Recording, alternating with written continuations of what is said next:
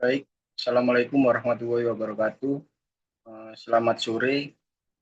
Di sini saya akan mempresentasikan hasil perhitungan indeks produktivitas perusahaan X dengan pendekatan mundur. Sebelum melanjutkan ke halaman selanjutnya, perkenalkan nama saya Muhammad Buhori dengan NBI 14122000279.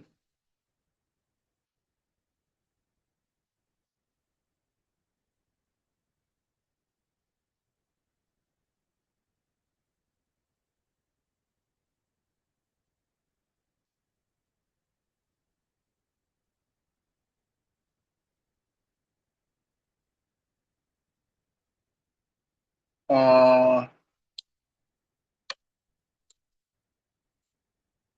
untuk input dan output model Mundell ini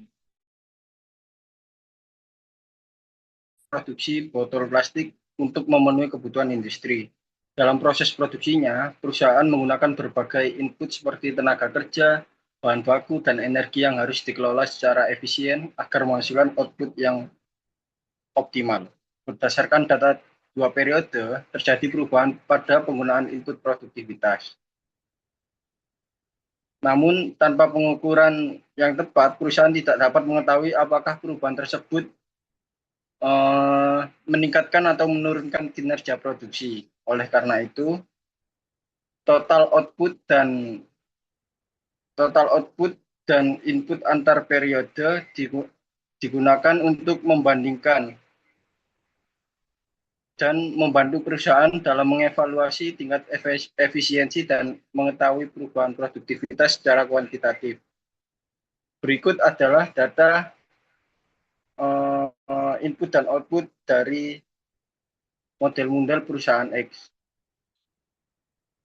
Karena NBI saya ganjil, jadi total input saya ada 10. Yang pertama ada biaya tenaga kerja, yang kedua ada biaya bahan baku, kemudian biaya energi termasuk listrik dan BBM, dan keempat ada biaya perawatan mesin, yang kelima ada biaya penyusutan mesin, keenam ada biaya overhead pabrik, biaya transportasi, biaya administrasi produksi, biaya QC, dan biaya lain-lain produksi.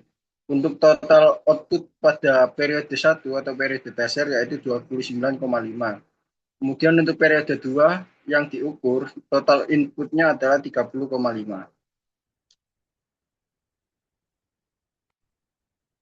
Selanjutnya, ini adalah hasil perhitungan indeks produktivitas menggunakan model Mundell. Untuk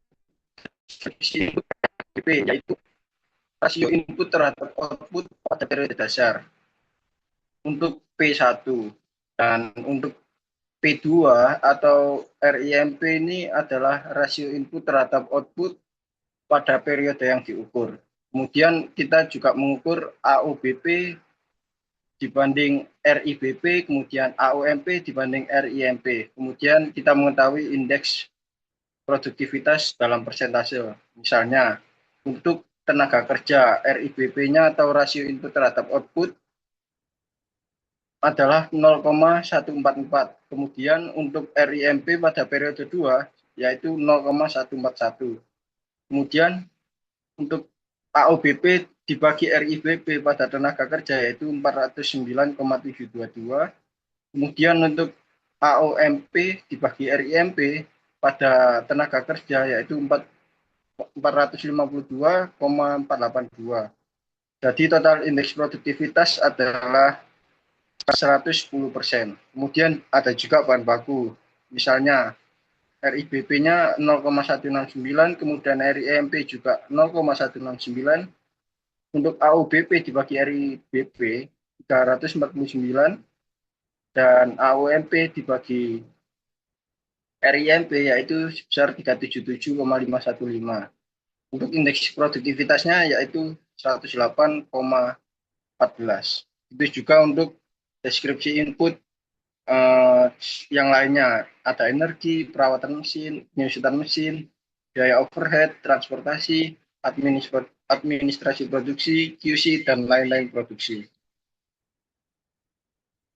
Berdasarkan hasil perhitungan model mundur dari PTX tadi, dapat disimpulkan bahwa secara keseluruhan seluruh komponen menunjukkan nilai indeks produktivitas di atas 100%, yang artinya terjadi peningkatan efisiensi penggunaan input pada periode yang diukur. Hal ini mengindikasikan bahwa perusahaan berhasil meningkatkan kinerja operasionalnya dalam menghasilkan output dengan menggunakan sumber daya yang lebih optimal. Dari tenaga kerja tadi, indeks produktivitasnya adalah 110%, yang memiliki selisih plus 10,44% dari total 100%. Untuk kesimpulannya, yang mungkin terjadi adalah peningkatan efisiensi penggunaan tenaga kerja.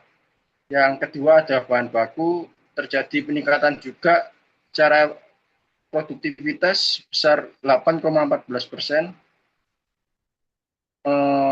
Yang kesimpulannya dapat dihasilkan dari bahan baku tadi, penggunaan bahan baku yang lebih optimal, kemudian juga energi.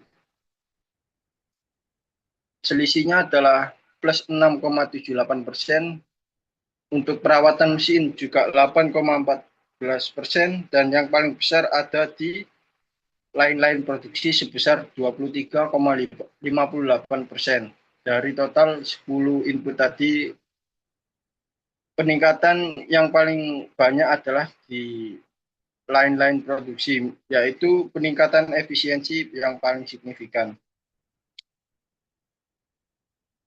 Sekian presentasi dari saya. Mohon maaf apabila ada kesalahan. Sekian, terima kasih. Wassalamualaikum warahmatullahi wabarakatuh.